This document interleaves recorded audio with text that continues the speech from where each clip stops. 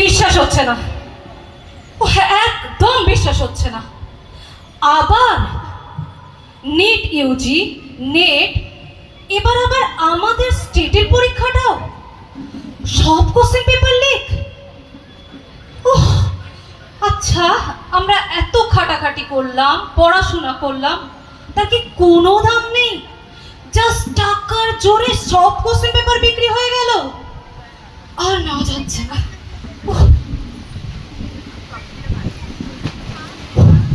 হ্যাঁ, শুধু পড়াশোনা করে কি আর হবে বলো তো?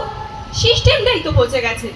যেখানে গোটা সিস্টেমটাই ইন্ডিপেন্ডেন্ট নয়, সেখানে আমরা নাকি ইন্ডিপেন্ডেন্ট সেলিব্রেট করি। সত্যি উই রিয়েলি ডোন্ট নো আমাদের এই করাপ্টেড এডুকেশন সিস্টেমটা কবে ইন্ডিপেন্ডেন্ট হবে, আদৌ হবে কিনা কে জানে। কিন্তু কিন্তু আমাদের ইন্টেলিজেন্স, আমাদের হার্ডওয়ার্ক, এর কি কোনো ভ্যালু নেই?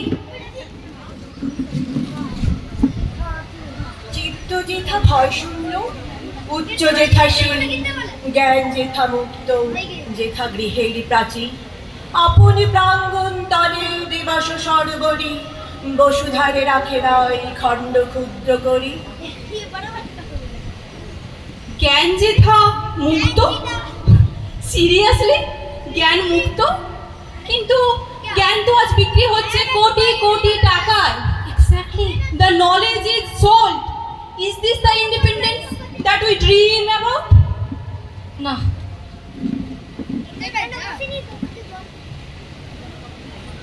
আরে শুধু এডুকেশন সিস্টেম কেন, আমাদের জন্য তো কোনো কিছুই স্বাধীন নয়। আমরা মেয়েরা সমস্ত জায়গাতে ইনসিকিউর ফিল করি। রাস্তাঘাট, ওয়ার্ক প্লেস, এমন রাতের আকাশও আমাদের কাছে সেফ নয়। আর কত তিলোত্তমা, আর কত নির্ভয়া, আমরা আর কত মোমবাতি জ্বালাবো। সত্যি। এদিকে দেখো, কাগজে কলমে আমরা digital India, the 6th largest economy in the world, আমরা চাঁদে যাচ্ছি, মঙ্গল গ্রহে যাচ্ছি। অ্যাট দ্য সেম টাইম আমরা মেয়েরা নিজেরা রাতে বাড়ি ফিরতে ভয় পাই। What a joke. এক্স্যাক্টলি। বিশ্বের যা কিছু মহান সৃষ্টি চিরকল্যাণকর, অর্ধেকটার করিয়াছে নারী, অর্ধেকটার নর। জগতের যত বড় বড় জয়, বড় বড় অভিযান, মাতা ভগ্নী বধূদের ত্যাগে হইয়াছে মহান। কোন রণে কত খুন দিল নর, লেখা আছে ইতিহাসে। কত নারী দিল স্মৃতির সিঁদুর, লেখা নাই তার পাশে। কাজী নজরুল ইসলাম লিখেছিলেন, নারী পুরুষ সমান। কিন্তু আজকে আমাদের স্বাধীনতার সুরক্ষার অধিকারটুকু পাওয়ার জন্য রাস্তায় নেমে আন্দোলন করতে হচ্ছে। সত্যি ঠিক বলেছো। আমার মনে হয় আমাদের ঘরে বসে চুপ করে আর এই ইন্ডিপেন্ডেন্স ডে ছুটি কাটালে শুধু হবে না, we will raise our voice.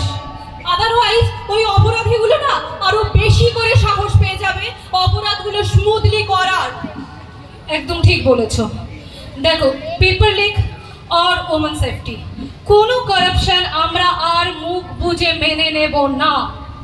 আরে পেট্রিয়টিজম না সোশ্যাল মিডিয়ায় জাস্ট একটা ফ্ল্যাগ ডিপি করে দেওয়া নয়, অন্যায় দেখলে আঙুল তুলে প্রতিবাদ করাটাই আসল দেশপ্রেম। একদম একদম ঠিক বলেছো।